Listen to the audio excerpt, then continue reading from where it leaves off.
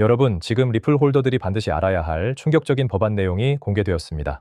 자, 이 데이터가 의미하는 게 뭘까요? 최근 공개된 39페이지 분량의 클래리티 법안 111페이지를 보면 소름 돋는 부분이 있습니다. 2026년 1월 1일 기준으로 미국에 상장된 현물 ETF나 ETP의 기초자산이 되는 디지털 자산은 결정적으로 증권이 아니라고 명시되어 있다는 거죠.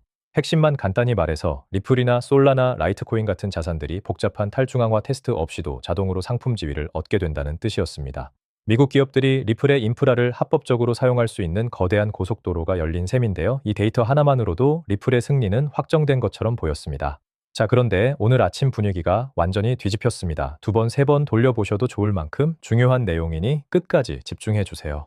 행복한 소식도 잠시였습니다. 엘리자베스 워런 상원 의원이 클래리티 법안에 대해 무려 40개의 수정안을 무더기로 제출했는데요. 그 중에서도 71번 수정안이 우리 리플 홀더들의 뒤통수를 제대로 치고 있습니다. 워런 의원은 이 법안이 가상자산에 대해 과도한 특혜를 주고 있다고 주장하며 핵심 조항들을 삭제하려 하고 있는데요. 소름 돋는 부분은 그녀가 리플을 직접적인 타깃으로 삼고 있다는 점입니다. 워런 의원은 SEC의 게리 갠슬러와 긴밀한 동맹 관계라는 사실 알고 계시죠?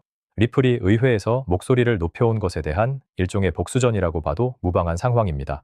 이 수정안이 통과되면 우리가 기대했던 리플의 패스트트랙은 완전히 사라지게 됩니다. 워런 의원이 삭제하려는 것은 이른바 할아버지 조항이라 불리는 기득권 보호 조항입니다. 핵심만 간단히 말해서 2026년 1월 이전에 현물 ETP가 출시되었다고 해서 자동으로 상품 지위를 주는 규칙을 없애버리겠다는 건데요. 자, 이 데이터가 의미하는 게 뭘까요? 수정안이 반영되면 리플은 ETP 출시 여부와 상관없이 다시 한번 가혹한 검증 절차를 거쳐야 한다는 겁니다. 자동 승인이라는 치트키가 사라지고 다시 가시밭길을 걸어야 하는 상황인 거죠. 이건 리플뿐만 아니라 도지코인이나 솔라나 같은 주요 자산들에게도 치명적인 규제 장벽이 될 겁니다. 이제 리플은 스스로가 충분히 탈중앙화되어 있다는 것을 입증하기 위해 성숙한 블록체인 테스트를 통과해야만 합니다. 워런 의원의 의도는 명확합니다. 리플이라는 기업의 영향력이 네트워크에 얼마나 미치는지 끝까지 파헤쳐서 상품 분류를 막겠다는 거죠.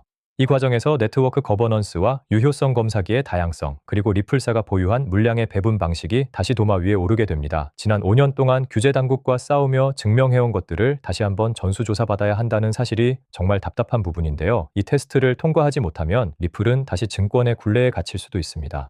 가장 큰 걸림돌은 바로 지분 제한 규정입니다. 이 테스트를 통과하려면 리플사와 그 임직원들이 전체 XRP 공급량의 20% 이상을 보유해서는 안 된다는 기준이 있는데요. 리플사가 네트워크를 장악하고 있지 않다는 것을 수치로 증명하라는 압박입니다. 하지만 현재 리플사의 보유 물량은 이 기준을 한참 초과하고 있죠.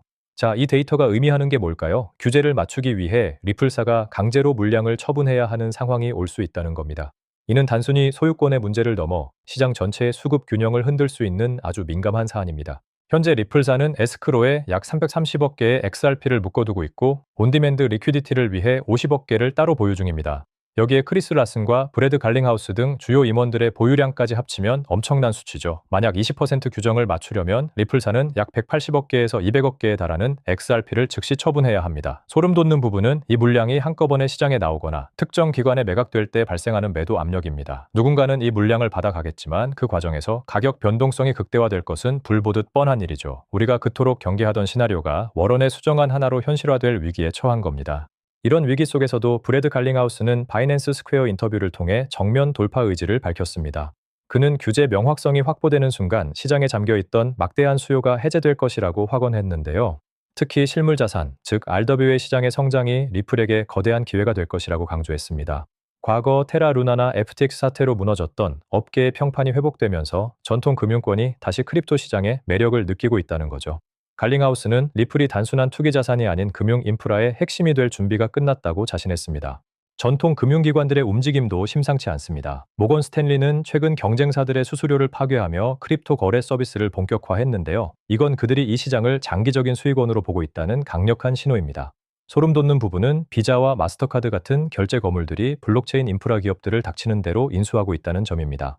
자신들이 직접 인프라를 구축할 수 없다면 이미 완성된 기술을 가진 리플이나 서클 같은 기업들과 손을 잡을 수밖에 없기 때문이죠. 결국 규제 싸움의 승자는 기반 인프라를 장악한 쪽이 될 것이라는 게 갈링하우스의 분석입니다.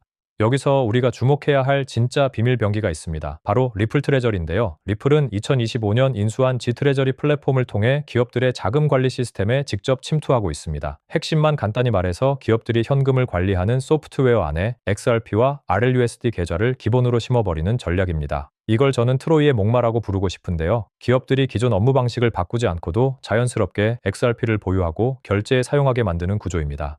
초기 비용을 리플이 지원하는 테크 크레디트 프로그램까지 운영하며 기업들의 거부감을 완전히 없애고 있습니다. 자, 이 데이터가 의미하는 게 뭘까요? 리플이 노리는 시장은 120조 달러 규모의 기업 자금 관리 및 결제 시장입니다. 이미 연간 13조 달러의 결제를 처리하는 시스템 위에 리플의 기술이 얹어진 겁니다. 갈링하우스는 향후 5년 안에 이 가치의 30%가 XRP와 스테이블 코인을 통해 처리될 것이라고 예측했습니다. 약 4조 달러 이상의 실질적인 수요가 발생한다는 뜻이죠. XRP는 더 이상 투기용 코인이 아니라 기업 CFO들이 매일 사용하는 핵심 브릿지 자산으로 변모하고 있습니다. 이 인프라가 완전히 정착되면 워런 의원의 규제 압박조차 거대한 흐름을 막지는 못할 겁니다. 하지만 여러분, 지금 우리가 손 놓고 있을 때는 아닙니다. 70일 수정하는 리플의 성장을 1년 이상 늦추고 200억 개의 매도 폭탄을 터뜨릴 수 있는 시한폭탄입니다. 우리는 의원들에게 이 수정안이 혁신을 방해한다는 목소리를 분명히 전달해야 합니다. 법안이 원안대로 통과되어 대통령의 서명을 받는 순간 XRP는 명실상부한 디지털 상품으로 인정받고 금융기관들이 즉시 사용할 수 있게 됩니다. 리플의 미래 가치를 지키기 위해 이번 고비를 반드시 넘겨야 합니다. 오늘 영상이 도움되셨다면 구독과 좋아요 부탁드리고요. 리플의 승리를 응원하는 댓글 한 번씩 남겨주세요. 저는 더 깊이 있는 분석으로 돌아오겠습니다. 감사합니다.